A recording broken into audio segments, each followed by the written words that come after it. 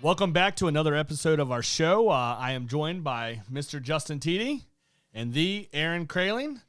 So today we're going to mix it up a little bit, and I think on today's show I'm going to turn it over to these two guys, and I think they're going to ask some questions. So Justin, fire away. Yeah, so this episode is going to be interviewing Billy and kind of figuring out, what got him into real estate, learning a little bit more about the Southside Group.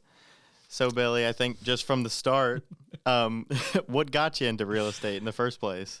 Well, it was a lot better than, begging for money. Yeah. Yeah. I can see that. What's that? It's more work. It's definitely more work than that. Yeah, no, it's Is it more lucrative though? well, the spending every Saturday and Sunday on the side of Route 4, it becomes tough, Yeah. Yeah, so well, guys, thanks so much for having me on the show. I really appreciate that. Yeah, no problem. Our pleasure. So I guess you asked why I got started or how I got started in real estate? Yeah. What got you started? Well, it was a crisp autumn, evening, and so my family and I, we actually moved quite a bit. So I had a great idea.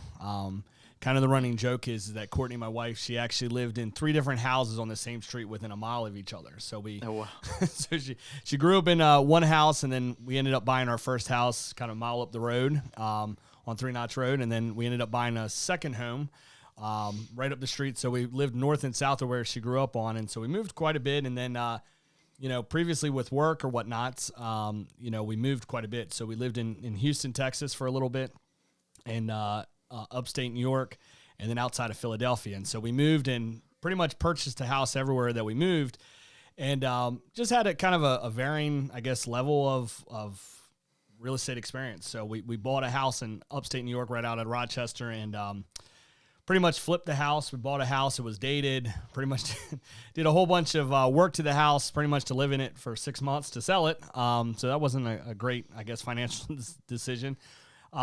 But, it was just kind of a different experience with real estate agent, from real estate agent to real estate agent and things like that. And my father-in-law and his brother actually did some investment properties and things like that. And I said, hey, you know what?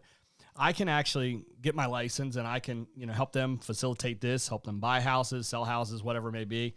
Plus, moving so much, we kind of decided that, hey, this was a cool hobby, it was a cool thing to do. Plus, it was one of those things that I said, hey, you know what, if I ever do anything outside of, if I ever do anything secondary or whatever, probably one of the most protected industries that you can have is real estate, other than food. People always have to have somewhere to live. So we said, hey, this seems like a pretty decent industry. And again, we kind of moved a bunch and just different levels of, expertise. I mean, I think when we sold our house in Pennsylvania, I don't know if I spoke to the real estate agent on the phone except for one time. I mean, it was wow. I'd try to call her, and literally she would just text me back the whole entire time. And so that's how we actually facilitated the sale of our home, was literally through text message, which never met her. Well, no, never met the lady at all. Yeah. So she had sold a house actually right up the street from us. And we said, hey, we need to get out of this house or whatever. We're moving back to Southern Maryland. And so we reached out to her. She sent over, I think, a CMA, digitally. And, we decided to hire her, and she sold the house. And so, it was fine on that aspect. It was just really weird. And so there was some things in the transaction where I thought she probably needed to pick up the phone and call, but she didn't. And so it was just one of those things. And so I got my real estate license actually as a dual career agent. Did that for a little while. And pretty much was like, wow, like what an opportunity, was really in front of us there. So did the dual career thing and started to realize that my real estate business could certainly surpass, from an income standpoint, could certainly surpass what I was doing, full time. And it started to get to a point that I was, I tell people this all the time, I was stepping over dollars to chase after pennies. And so it got to a point where I was like, you know what, probably time to make the leap of faith to go full time. So I was dual career for about a year and a half, and started building a book of business, helped a lot of friends and family, started doing some lead generation at that point in time. Quickly got pretty busy, and so that's ended up why Rita and I actually started the team. So we actually started the Rabbit team. Kind of fun fact or whatever is Rita was actually the team leader of our team because I didn't have 3 years of real estate experience at the time. And Rita was technically on paper our team leader. So she was the official team leader of the Rabbit team, was Rita Jones. So we did that and started growing or whatever, and started building out systems and lead generation and all these different things. Built out our website, exploremdhomes.com, and started saying like, hey, I feel like we could duplicate this for other agents. Build out systems, because one of the things that you quickly find in real estate is how expensive it is, and how big of an opportunity you have in regards to investing back into your business. And that seems like that's a huge downfall for most agents, is that most agents just don't have the liquid capital to be able to invest into their business quickly enough to ramp up. So we started building out these systems, started having a lot of success with, working with strangers or building trust with people and things like that. And pretty much created the team and started bringing on agents. And that's kind of the evolution of all that. We ended up changing the name, over to the Southside Group. I guess it was probably about 2 years ago we did that, and then ended up starting our own company about a year ago now, into what we have now today, licensed in Maryland and Virginia. What was that transition like from going from agent to broker? Yeah, no, that's a great question. So, I guess I'm kind of a different animal, I guess, when it comes to, the norm. You're seeing more of it now where, you have like team leaders and you've got different things like that. You have brokers that are, kind of coming away from the team model and starting a brokerage, kind of like similar to what we did. And, so I'm still in production, or what they call still in production, where I'm still working with clients directly, still working, selling houses, helping buyers, doing the whole gamut that all of the agents are at the brokerage. The biggest thing, I guess, from there is, I feel like sometimes I wear two hats, right? So I'm an agent, for my clients, but then also, a leader, support mechanism, broker, for the agents, whatever. I think probably the biggest thing is just the, really understanding or whatever, the process of, helping agents make the right decisions. So we can talk about our experience here in a minute. So what would you say, so if you're looking at the brokerage side, where we're at now, where you came from, what's the vision for where this is going? Yeah. So, so Keller Williams was one of the first brokerages that started like that whole team model. They kind of were the first ones to deem kind of a teamorage, kind of a team-oriented brokerage, whatever, where it wasn't necessarily a broker and, 1099 agents that were solo agents. It was more of like, hey, let's operate as a team, let's share expenses, things like that.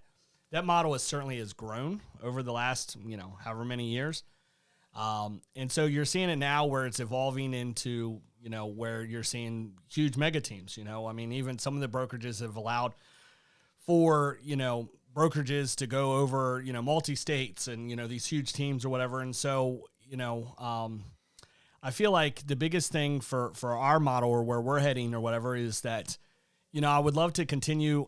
My opinion is that agents need more supervision, not less. Not necessarily to micromanage agents, but it's just an evolving, changing world. Think about how much we've seen the real estate industry change in the last 12 months. It's drastically different. To a point where, we've had so many agents decide like, hey, I'm getting out of the industry completely because of all the change. And so with saying that, I feel like agents need more of a support mechanism, especially like if you're trying to produce a culture of high producing agents. They need somebody that they can ask questions to help out with support mechanism too. And, when we kind of created our brokerage or our model, we really wanted a model where agents could come in and do what's going to revenue, something that's going to generate revenue every day. Not necessarily working with administrative tasks or worried about where the next deal's coming from or anything like that. And so I think our model is going to continue to evolve. Most of our agents, pretty much all of our agents work their business full time, or at least they're doing full-time production. They're selling more houses than even some full-time agents are. And so I think then we just want to continue to foster that atmosphere where, agents can come in and thrive. They already have systems built out. They already have lead generation built out. They already have a mechanism to work and grow their sphere of influence. But, they're not worried about, hey, I've got to max out my credit card to do this. So more of like a system that you plug them into, guidance rather than oversight. Yeah, I think long-term, I would love to have a model where, the South Side is powering or empowering agents to be successful, and you're seeing it a lot. It's not like we're, earth-shattering, like we're changing the industry. It's nothing like that at all. But I think we're just trying to to kind of separate the noise away from the industry and allow agents to do what's going to generate them revenue. And that's ultimately, in my opinion, it's customer-facing activities.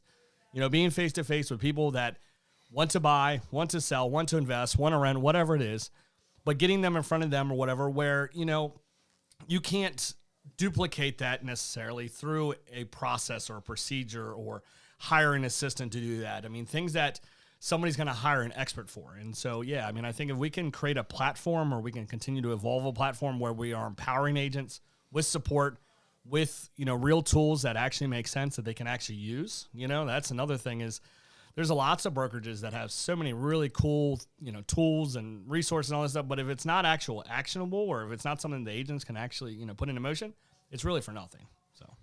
Yeah, it's something I've noticed is is very quickly turning into, if not already is, a full service brokerage where somebody can come and a client can come. They've got their agent. We've got lenders as options. We've got, you know, inspection companies, the full gamut, so they can just say, I want this house, and then the rest is taken care of.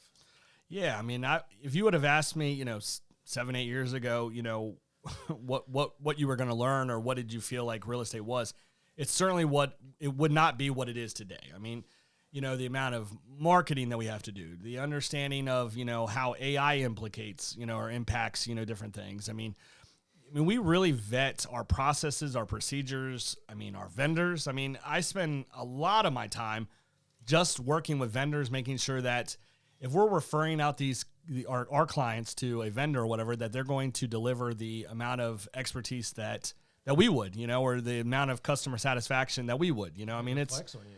What's that? Reflects on you. Yeah, no, I mean, absolutely. I mean, at the end of the day or whatever, when we refer out, you know, a title company or a lender or a home inspector or whatever it may be, it is absolutely a reflection of you, you know, as an agent or as a company.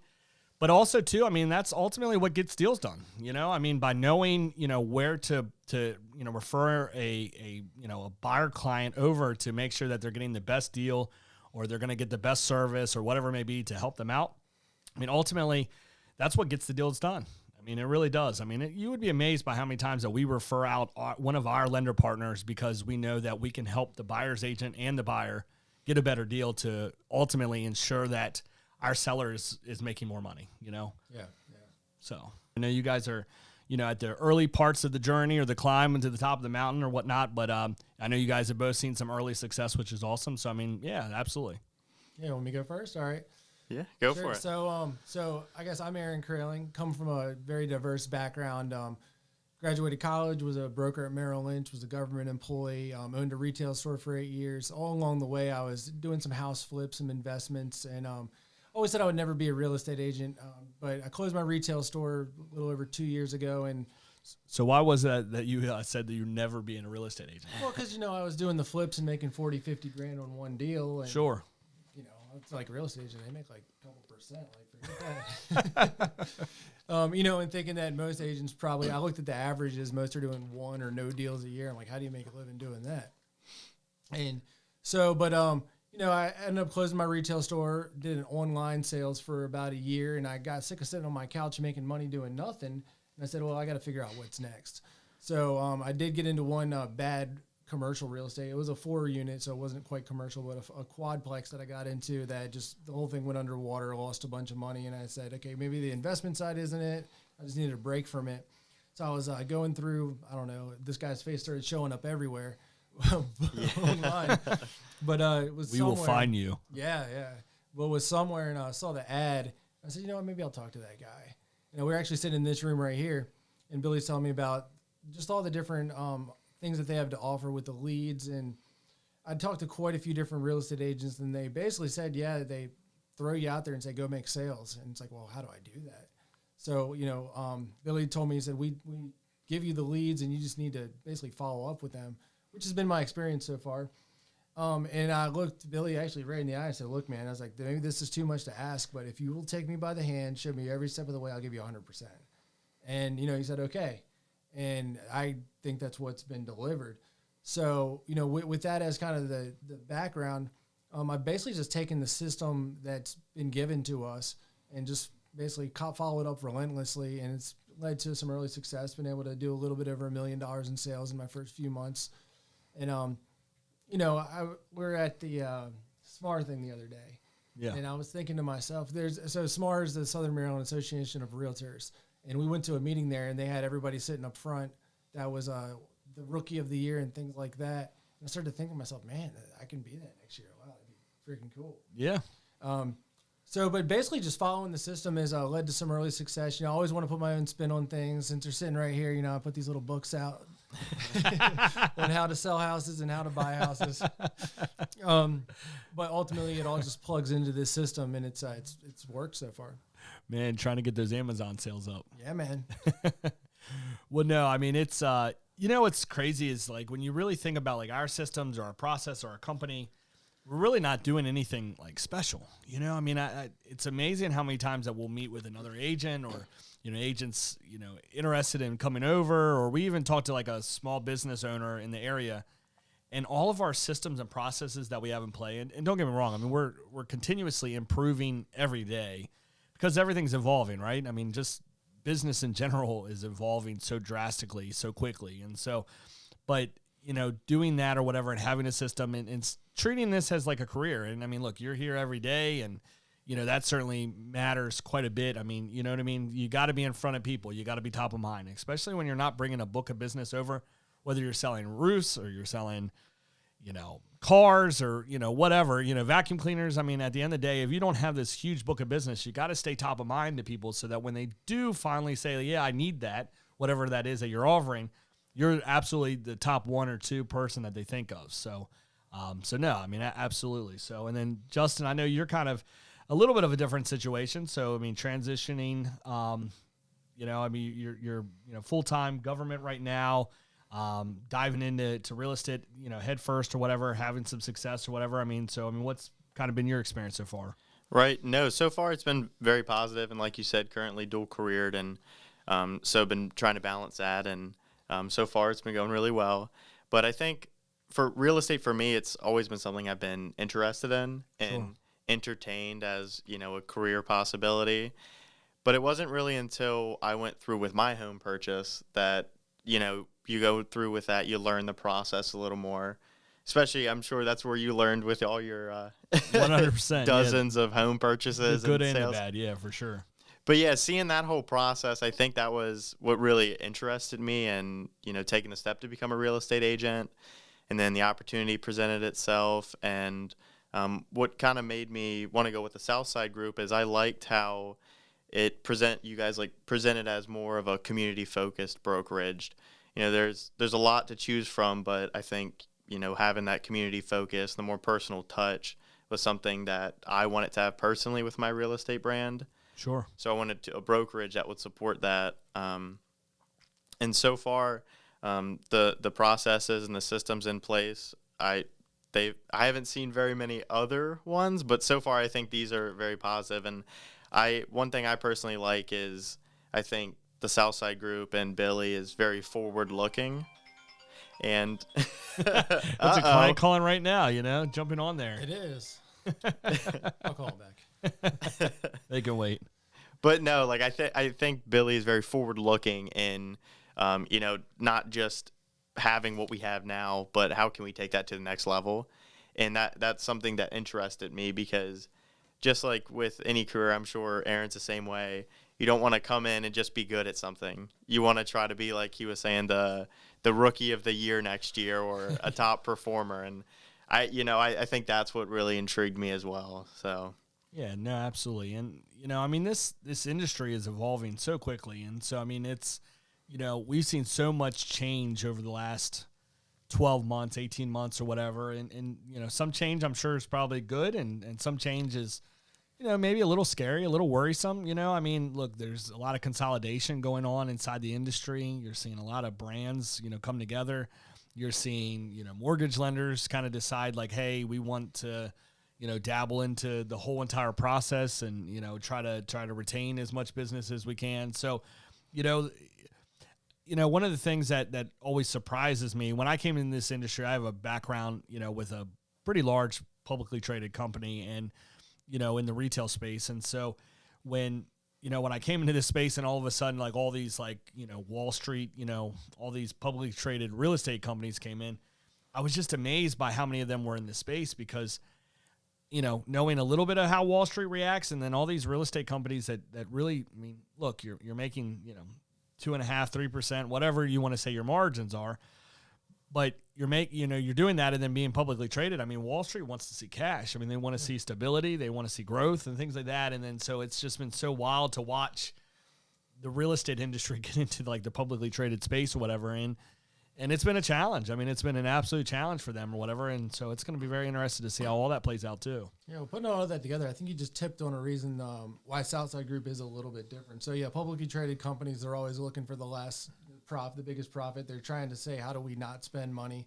So, they bring on tons of agents, say, go make it happen. And 1 out of 100 will make it happen because they've got the book or whatever.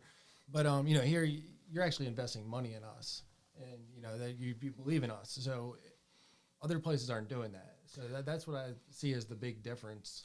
Well, I mean, there's just so many different real estate brokerages out there that have, 100 agents, 1,000 agents, whatever it is, and then you look at their roster of agents and really, 80, 90% of it is coming from a handful of the agents, you know what I mean? And so when looking at that and trying to figure out what our model is or what, our model should be or whatnot, my thing is, hey, you know what? I can invest my time and energy and, and look, we certainly hope that we evolve and continue to grow and our model changes and shifts around a little bit. But, when you think about that and you say, hey, if I can sell just as many, homes or serve, not even sell homes, but if I can serve as many clients or whatever with 15 agents or 20 agents that a brokerage that has, 200 agents can do, to me, that just makes a lot more sense. You're keeping those agents at the company, you're keeping them busy.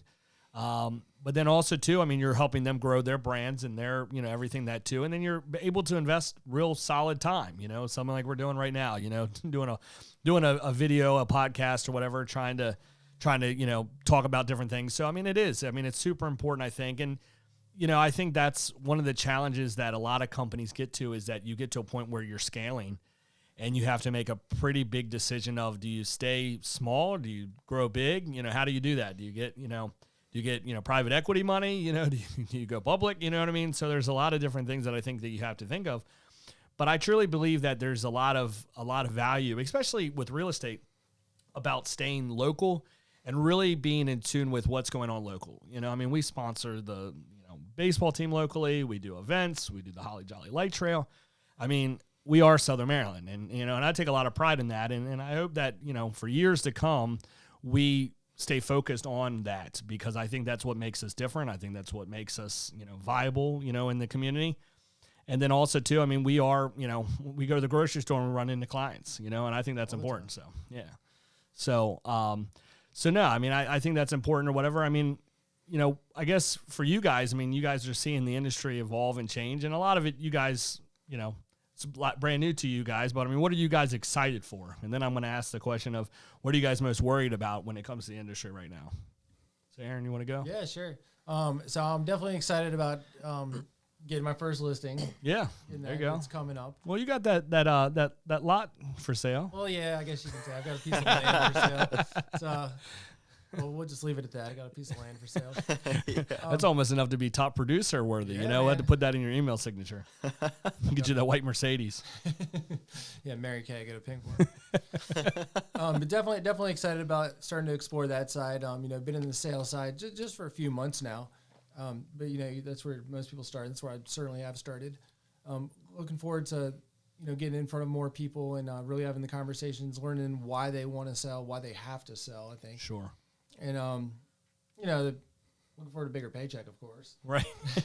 More money. Yeah, more money. But more importantly, so it's been really cool because I owned a vitamin and supplement shop before this. Sure. And I come from a place where I could go anywhere and I always knew somebody. And I really like that. Yeah. And the last 2 years not having that before I started into this, it started to dissipate. Now it's starting to come back. So I really like that. It's not necessarily a money thing. And just a really cool one. I talked to this guy the other day.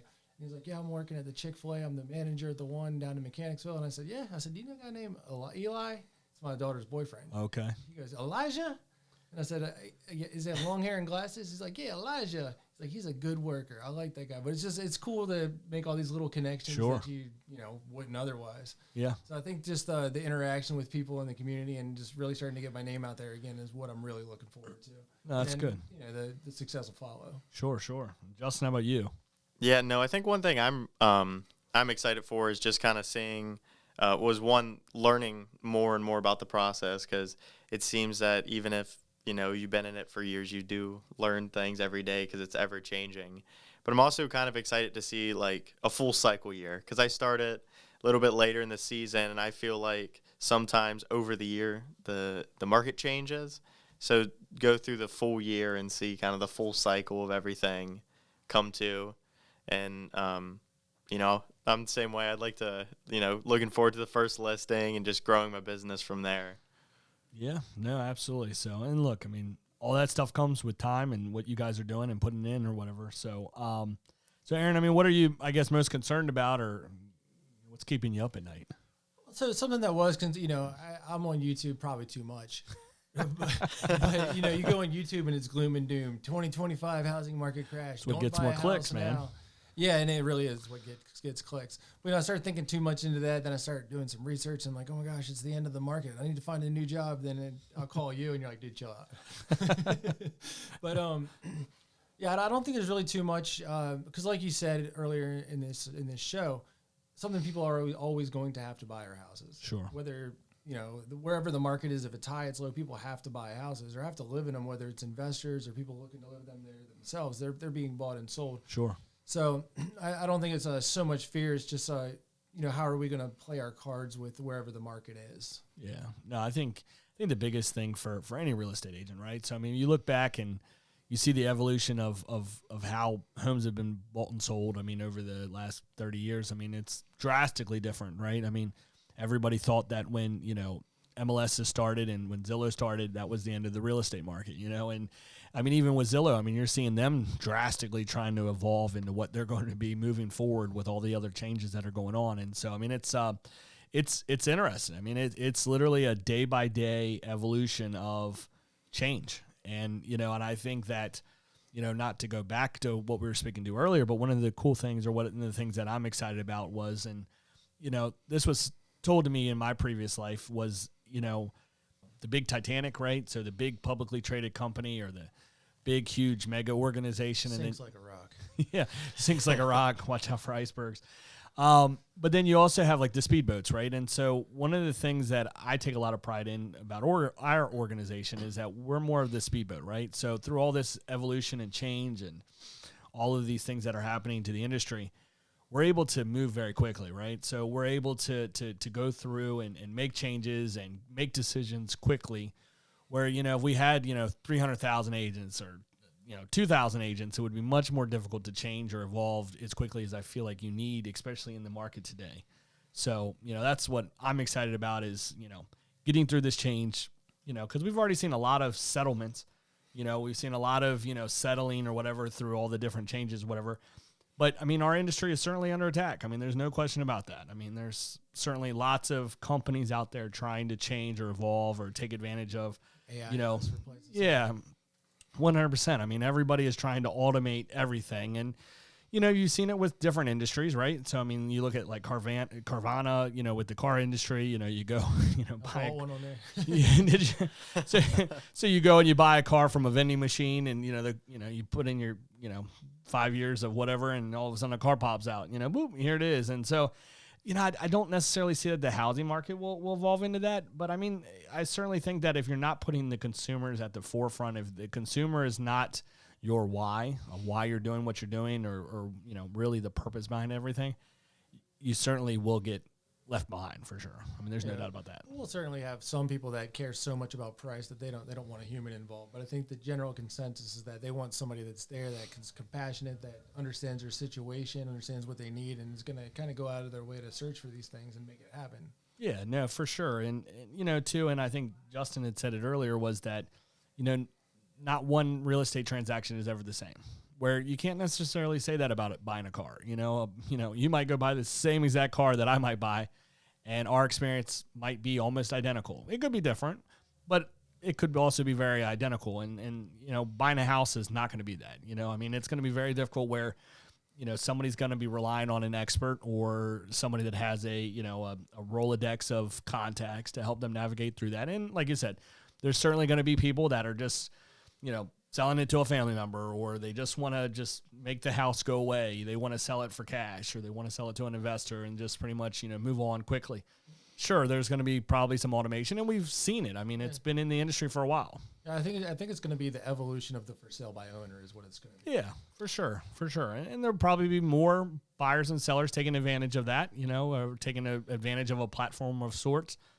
But I also too think that, when you leave variables to an algorithm, because let's face it, that's what most of it is an algorithm, right? Or it's, trying to scrub data and trying to give you an answer based on that. When you leave that to that, you're leaving yourself out to be very, very, open to issues, for sure. Yeah, and it's general and it's not personalized. Especially when there's so many emotions that going into buying and selling a house. I mean, that's the difference. And I feel like that's even the difference between a good agent and an average agent and a really good agent is somebody that understands that this is a very emotional process. And if you can manage the emotions of the transaction well, and also be mindful of them, you're able to help clients out for sure. I think there's also a certain level of trust that comes with the home buying process. I mean, for most people, it's the biggest transaction of their lives. And although these automation platforms might come out and be more prevalent, I think it's different from sites like Carvana where, Carvana people buy cars online because they don't want to go to a dealership and haggle for 8 hours. With home buying, you want to make sure you trust the information you're getting. Sure. And that's one thing I don't think AI systems or, will be able to provide to people. So I do think that human interaction and that personal touch and that level of trust that people have is going to play a big part into the real estate agent staying a thing. Yeah, for sure. It would be in a world where we think that all of a sudden, poof, car dealerships are gone, or whatnot. And it's just not there. I mean, so many different things. And like, again, you certainly can appeal to a group or a demographic of buyers or consumers that want that.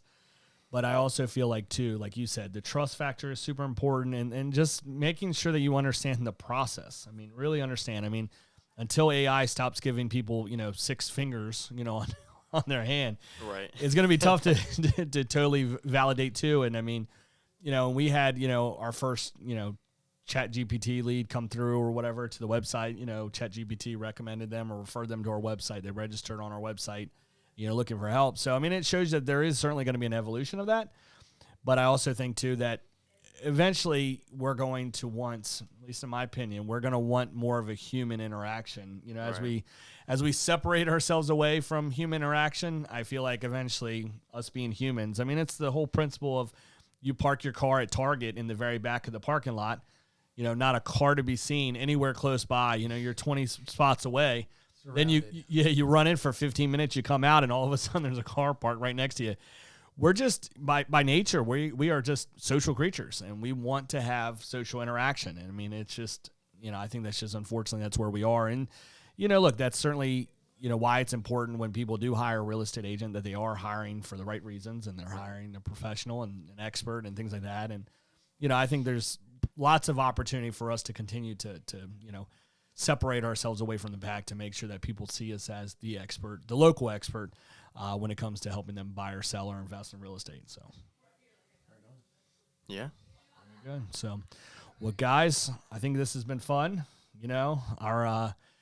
Hopefully our wonderful name to the podcast will hopefully be here soon. But for now, we're the podcast. This is the podcast. So, thank you so much for joining us, and we can't wait to have another episode out to you very soon. Of the best podcast. The best podcast. See you guys soon. See you guys.